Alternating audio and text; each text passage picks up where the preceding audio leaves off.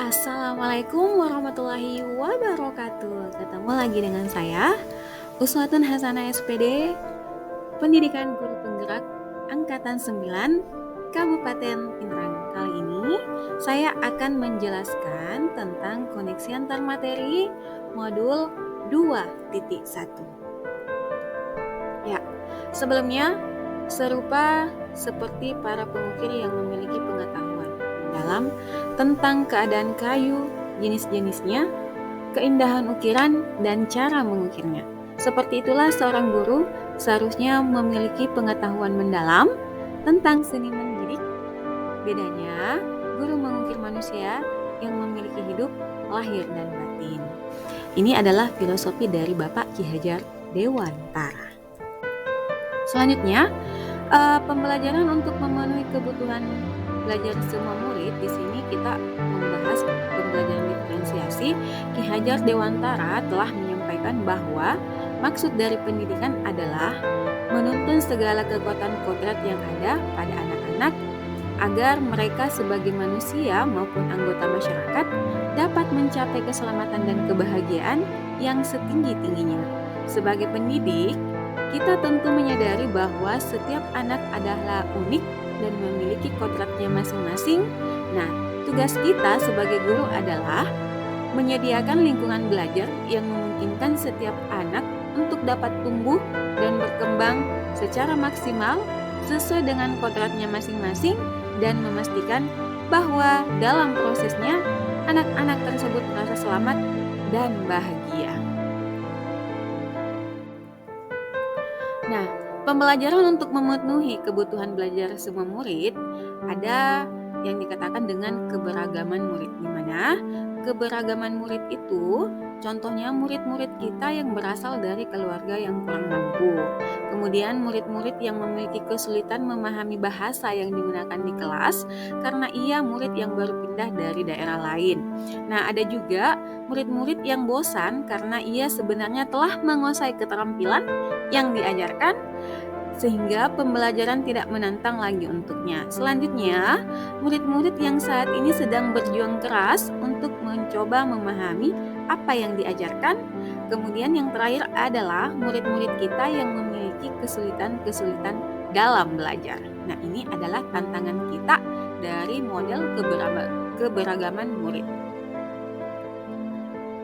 Nah, selanjutnya dalam pembelajaran untuk memenuhi kebutuhan murid belajar semua murid ada layanan kebutuhan murid, di mana sebagai pendidik dengan meyakini bahwa tugas kita adalah melayani murid-murid dengan segala keberagaman tersebut serta menyediakan lingkungan dan pengalaman belajar terbaik bagi mereka.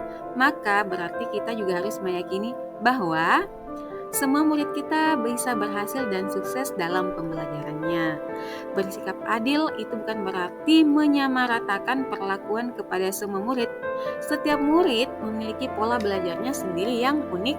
Kemudian praktik-praktik pembelajaran perlu ditelaah efektivitasnya lewat bukti-bukti yang diambil dari pengalaman demi pengalaman. Kemudian, guru adalah kunci dari keberhasilan pengembangan program pembelajaran murid di kelasnya. Dan yang terakhir, guru membutuhkan dukungan dari komunitas yang lebih besar untuk menciptakan lingkungan belajar yang mendukung siswa. Selanjutnya, ada learning gap. Fakta bahwa murid-murid kita memiliki karakteristik yang beragam dengan keunikan, kekuatan, dan kebutuhan belajar yang berbeda.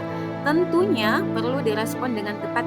Jika tidak, maka tentunya akan terjadi kesenjangan belajar atau learning gap di mana pencapaian yang ditujukan murid tidak sesuai dengan potensi pencapaian seharusnya dapat ditunjukkan oleh murid tersebut. Salah satu cara yang dapat kita lakukan untuk merespon karakteristik murid-murid yang beragam ini adalah dengan mengimplementasikan pembelajaran berdiferensiasi. Nah, kaitan dengan standar nasional pendidikan. Di dalam standar kompetensi lulusan dijelaskan mengenai kualifikasi kemampuan lulusan yang mencakup sikap, pengetahuan, dan keterampilan yang harus dikuasai oleh peserta didik setelah menyelesaikan masa belajarnya di jenjang pendidikan tertentu. Kompetensi lulusan ini merupakan profil dari kualifikasi lulusan yang diharapkan terwujud dalam diri peserta didik dan merupakan ejawantah dari apa yang diharapkan dalam tujuan pendidikan nasional.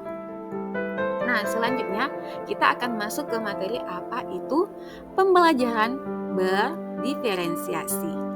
Pembelajaran berdiferensiasi adalah usaha guru untuk menyesuaikan proses pembelajaran di dalam kelas untuk memenuhi kebutuhan belajar individu murid menurut Tomlinson. Dalam kelas yang mengimplementasikan pembelajaran berdiferensiasi, seorang guru melakukan upaya yang konsisten untuk merespon kebutuhan belajar murid. Nah, selanjutnya apa itu pembelajaran berdiferensiasi? Pembelajaran berdiferensiasi itu adalah serangkaian keputusan masuk akal common sense yang dibuat oleh guru yang berorientasi kepada kebutuhan murid.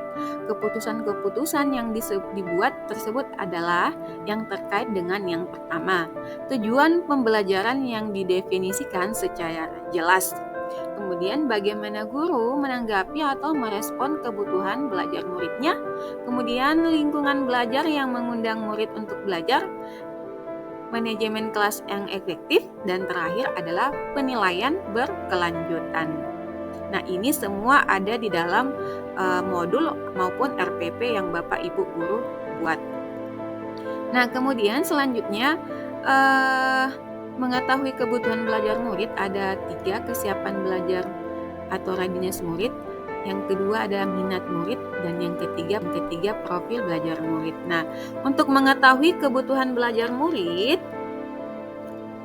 kesiapan belajar readiness murid itu mengharuskan guru untuk menilai pengetahuan awal dan menentukan apa yang telah murid ketahui dan di mana murid berada. Di sini ada 6, yaitu ada model sederhana kompleks, bersifat mendasar, bersifat transformatif, kemudian terstruktur dan terbuka, konkret ke abstrak, tergantung independen ke mandiri independen, kemudian lambat ke cepat. Nah, kebutuhan belajar murid, minat murid. Jadi minat setiap murid itu berbeda-beda. Minat adalah salah satu motivator penting bagi murid untuk terlibat aktif dalam proses pembelajaran. Nah, untuk di SMP itu anak-anak memiliki minat yang berbeda-beda. Ada yang minatnya memang di akademik, ada yang minatnya di olahraga, ada yang minatnya di seni dan berbagai macam hal lainnya.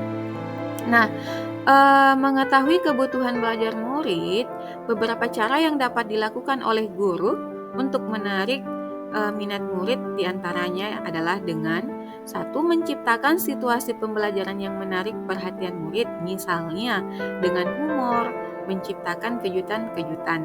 Kemudian yang kedua, menciptakan konteks pembelajaran yang dikaitkan dengan minat individu murid. Selanjutnya yang ketiga, mengkomunikasikan nilai manfaat dari apa yang dipelajari murid. Kemudian yang terakhir dari minat murid yaitu menciptakan kesempatan-kesempatan belajar di mana murid dapat memecahkan persoalan atau problem based learning.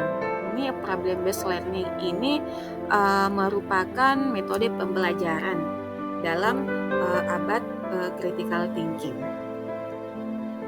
Nah, kemudian selanjutnya mengetahui kebutuhan belajar murid dengan melihat profil belajar murid. Nah, di sini profil belajar murid mengacu pada karakteristik, preferensi, dan gaya belajar individu yang mempengaruhi bagaimana siswa memahami, menyerap, dan mengolah informasi. Memahami profil belajar siswa adalah langkah penting dalam pendidikan yang berdiferensiasi, karena memungkinkan guru untuk merancang pengalaman belajar yang lebih sesuai dengan dan efektif. Nah, selanjutnya, profil belajar murid terkait dengan banyak faktor. Berikut ini adalah beberapa di antaranya. Yang pertama, misalnya terkait dengan suhu ruangan, tingkat kebisingan, jumlah cahaya, apakah lingkungan belajarnya terstruktur atau tidak terstruktur, dan sebagainya. Kemudian yang kedua, pengaruh budaya, ada santai, terstruktur, pendiam, ekspresif, personal, dan impersonal.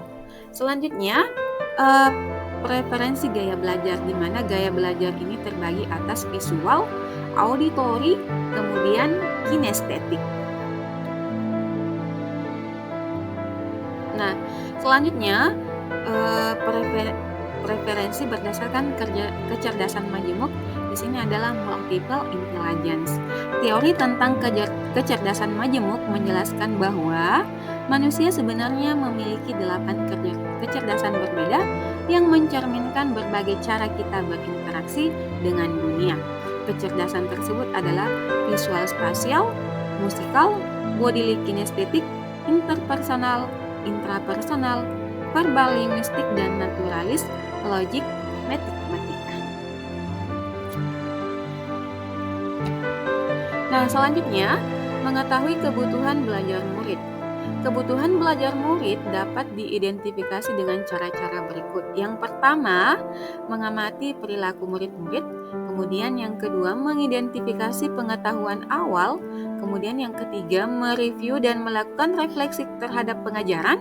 Kemudian yang keempat, berbicara dengan guru murid sebelumnya. Dan yang terakhir adalah membaca rapor sebelumnya.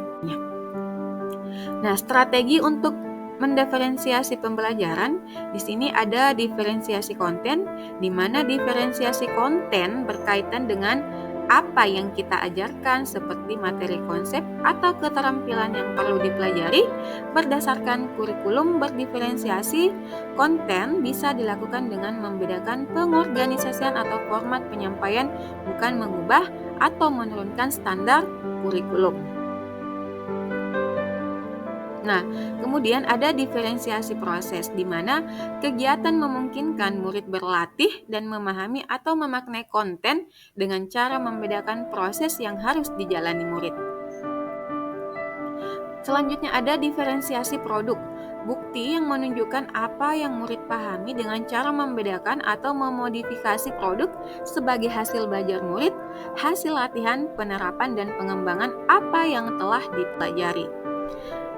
Nah, selanjutnya koneksi antar materi. Di sini kita akan membahas koneksi antara materi 1.1 ke 2.1, 1.2 ke 2.1, kemudian 1.3 ke modul 2.1 dan modul 1.4 ke modul 2.1. Nah, koneksi antar materi 1.2 dan 2.1 yaitu untuk dapat memenuhi kebutuhan murid, pembelajaran berdiferensiasi, maka guru harus berusaha memenuhi kebutuhan belajar anak sesuai dengan kodrat alam dan kodrat zaman berdasarkan filosofi Ki Hajar Dewantara. Nah, kemudian koneksi materi 1.1 dan 2.1 yaitu dalam melakukan pembelajaran berdiferensiasi, seorang guru penggerak harus berpihak pada murid, reflektif, mandiri, dan kolaboratif serta inovatif untuk menciptakan pembelajaran berdiferensiasi agar dapat memenuhi kebutuhan murid. Dengan demikian, seorang guru penggerak dapat mewujudkan kepemimpinan murid dengan menuntun murid merdeka belajar. Hal ini sesuai dengan nilai dan peran guru penggerak. Kemudian selanjutnya, modul 1.3 dan 2.1, pembelajaran berdiferensiasi merupakan dapat menjadi salah satu strategi untuk mewujudkan visi guru, yaitu berpihak pada murid. Nah, selanjutnya modul 1.4 ke 2.1 yaitu dalam melaksanakan pembelajaran berdiferensiasi antara guru dan murid harus ada kesepakatan kelas terlebih dahulu agar proses pembelajaran dapat berjalan lebih baik sesuai dengan nilai budaya positif. Ya, sekian itulah tadi koneksi antar materi dari modul 1.1 sampai 2.1. Sekian, terima kasih. Assalamualaikum warahmatullahi wabarakatuh.